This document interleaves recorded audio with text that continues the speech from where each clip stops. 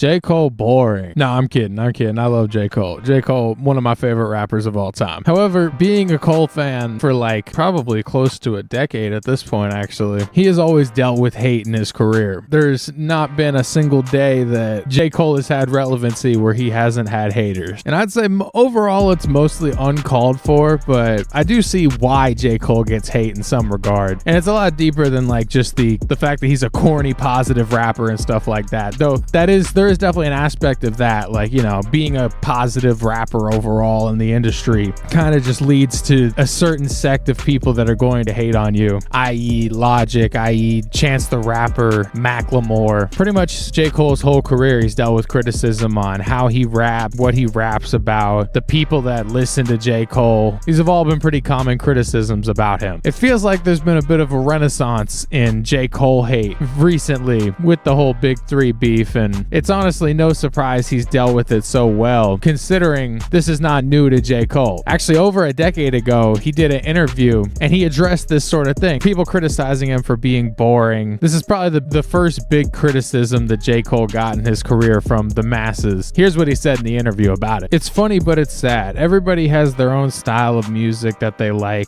I could never let it affect me in the way I make music. The people who like soul playing are probably going to think Shawshank Redemption is boring. It's not the end of the world. I just got to disconnect from it, man. You can't be a commentator and a player at the same time. I don't have the energy anymore to care about the small talk. It's cool that people care because 5 years ago nobody cared, but I don't care about the chattering. It's become more and more like noise to me. I think what he said here makes a lot of sense, and I love his comparison between soul playing and Shawshank Redemption. You know, one of them's a ridiculous comedy and the other one is like a very serious, like artsy film. To say that one is that much worse than the other, it's like you're kind of missing the point. You know, they're two very different things and people enjoy them for very different reasons, so you can't really just call a spade a spade. You'd probably have a harder time finding it nowadays, but for a while you couldn't go in a J. Cole comment section or anywhere that mentioned J. Cole without seeing the line, J. Cole is boring. And I mean, a lot of it makes sense because like throughout his whole career he's faced comparisons with a person like Kendrick Lamar. J. Cole's always come up as like the less interesting younger brother, corny version of the two,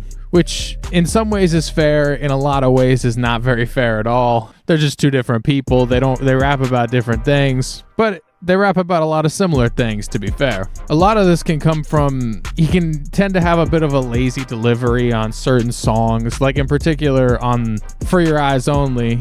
The topic matter and the way that he raps on a lot of tracks is like a very like downtone, lazy delivery and flow, and talking about like very serious topics but in a grounded and not very like dramatic way. A perspective that like somebody like Kendrick always comes at from a much more like cinematic sort of perspective. I don't know if one of them is better at attacking these topics than the other. It's just a sort of a different way of getting to the same place. And then if we talk about what happened around the mumble rap era, J. Cole versus mumble rap or J. Cole versus Lil Pump, this is when it just kind of gets weird, to be honest. Like, it kind of starts out as just another example of people making fun of J. Cole just for no real reason, just sort of roughly about his style and the way he talks about topics, the way he approaches hip-hop. But this time it felt like it was a massive movement that J. Cole just kind of got trampled into the mix. Lil Pump, seemingly for no reason, seemingly out of nowhere, started just screaming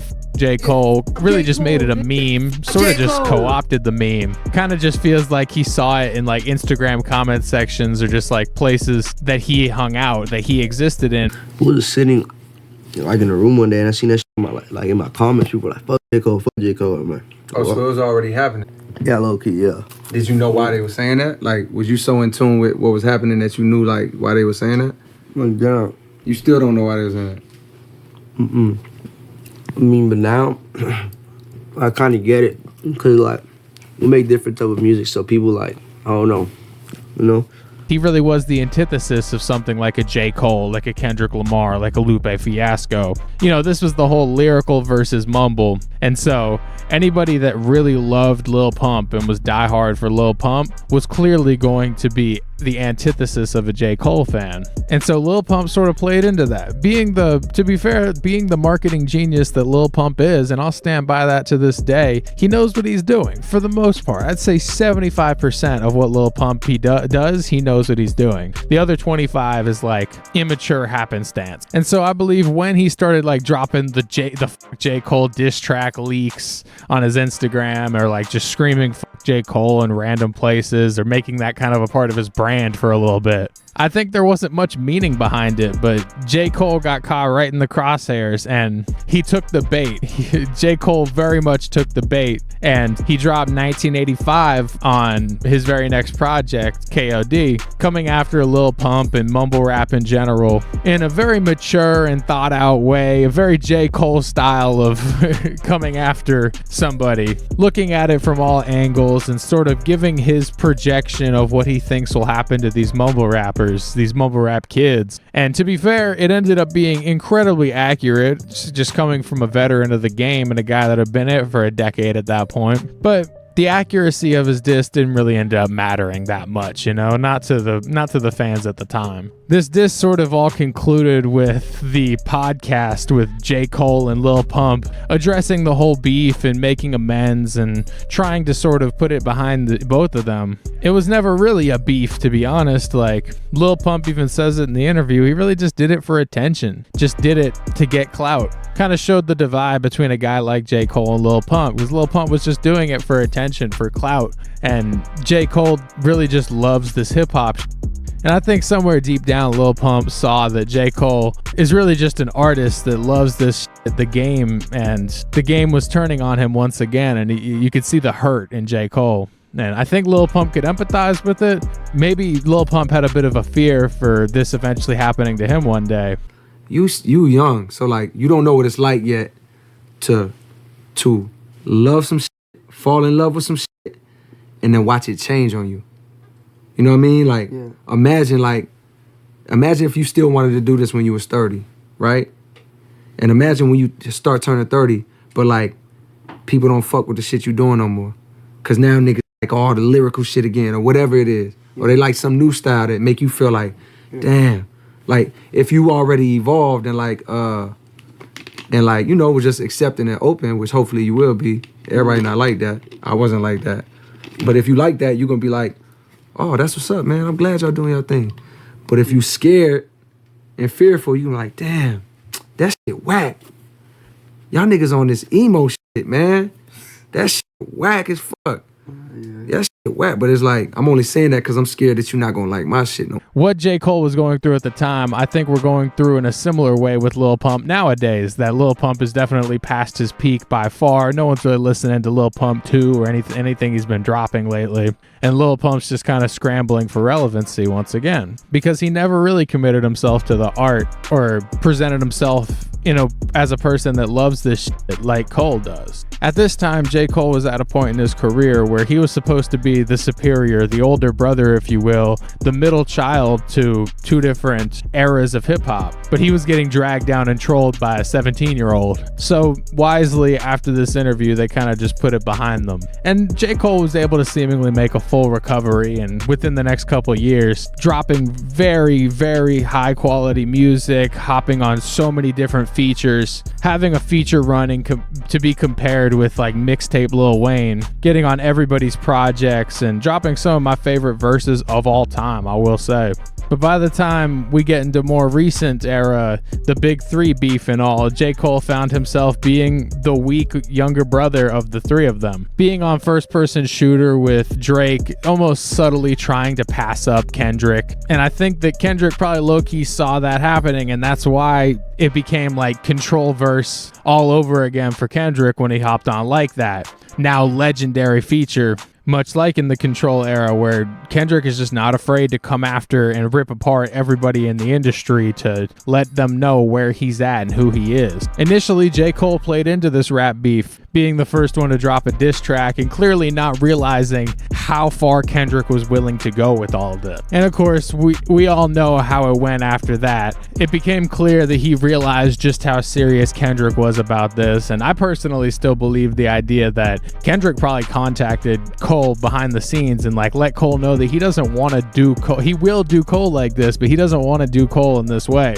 He doesn't want to destroy Cole. He's got a real thing against Drake, and he doesn't want Cole to get caught in the mix. And that led to J. Cole apologizing on stage and deleting the diss track. And once the beef really fleshed out and we saw just how down and dirty it got with Drake and Kendrick, people really started to have some understanding for why J. Cole did what he did. But yet again, there's a sect of fans, a sect of people that are going to make fun of corny J. Cole, make fun of boring J. Cole. Fuck J. Cole. J. Cole really is that well-intended good guy that just can't seem to catch a break. Always, for some reason, ends up being the butt of the joke. Is always the on with middle brother. It honestly is a shame, but J. Cole's never stopped being a good sport about it, and I don't think there's a way it would ever stop. In a way, I think that this is a reason why J. Cole has been able to stick at being so relevant and so prevalent in the hip-hop space. To sort of bring it back to the interview from the beginning of this video,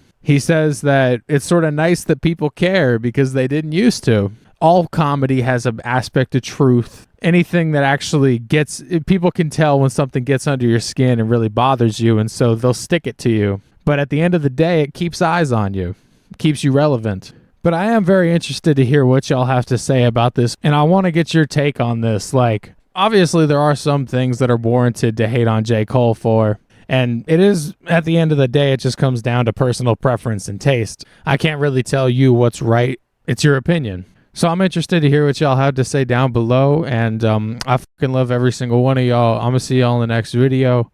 Be sure to like, comment, and subscribe if you made it to this point. If you want more videos just like this, be sure to check out the shorts too. I've been uploading some really good shorts, so I love every single one of y'all. I'll see y'all in the next video. Peace.